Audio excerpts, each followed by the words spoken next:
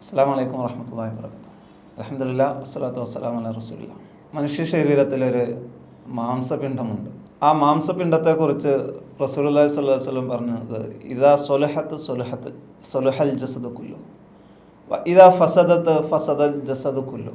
അതെങ്ങാനും നന്നായാൽ അയാളുടെ ശരീരം മൊത്തം നന്നായി, അത് ചീത്തയായി കഴിഞ്ഞാൽ ശരീരം മൊത്തം ദുഷിച്ചു പോകും.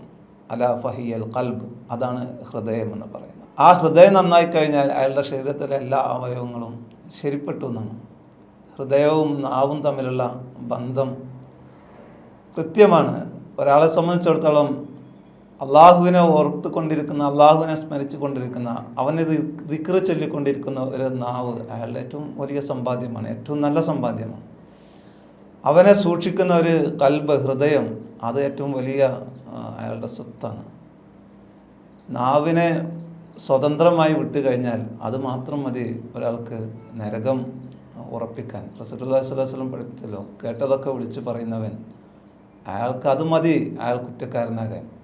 അതേസമയം അതിനെ ഒന്ന് നിയന്ത്രിച്ച് നമ്മുടെ ജീവിതത്തിലെ സമയങ്ങളെ കൃത്യപ്പെടുത്തി ഓരോന്നിനും കൃത്യമായി സമയം കണക്കാക്കി റബ്ബിൻ്റെ അള്ളാഹുവിൻ്റെ കിതാബ് പാരായണം ചെയ്യുവാൻ, അത് പഠിക്കുവാൻ, അത് സ്മരിക്കുവാൻ, ഓരോ സമയത്തുമുള്ള അദ്കാറുകൾ ജീവിതത്തിൽ പ്രാവർത്തികമാക്കുവാൻ ശ്രമിക്കുമ്പോൾ സ്വാഭാവികമായും ആ നാവിനെ കൃത്യമായിട്ട് നമുക്ക് ഉപയോഗപ്പെടുത്തുവാൻ സാധിക്കും. അങ്ങനെ ചെയ്യുന്ന ഒരു സത്യവിശ്വാസിയെ സംബന്ധിച്ചിടത്തോളം ജീവിതത്തിൽ ഏറ്റവും സമാധാനം ലഭിക്കും.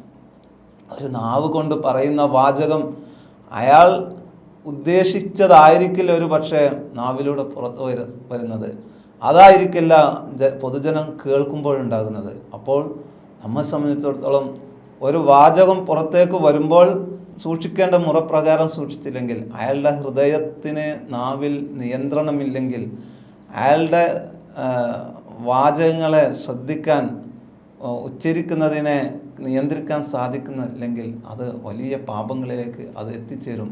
അവസാനം പാപങ്ങൾ അയാളെ നരകത്തിലേക്ക് എത്തിക്കുകയും ചെയ്യും. പടച്ച റബ്ബ് നമുക്കൊക്കെ നാവിനെ സൂക്ഷിച്ച് ആ നാവിനെ കൃത്യമായി ഉപയോഗിച്ച് സ്വർഗത്തിലേക്ക് എത്തിച്ചേരുവാൻ സാധിക്കുന്ന സത്യവിശ്വാസികളുടെ കൂട്ടത്തിൽ ഉൾപ്പെടാൻ ഭാഗ്യം നൽകുമാറാവട്ടെ.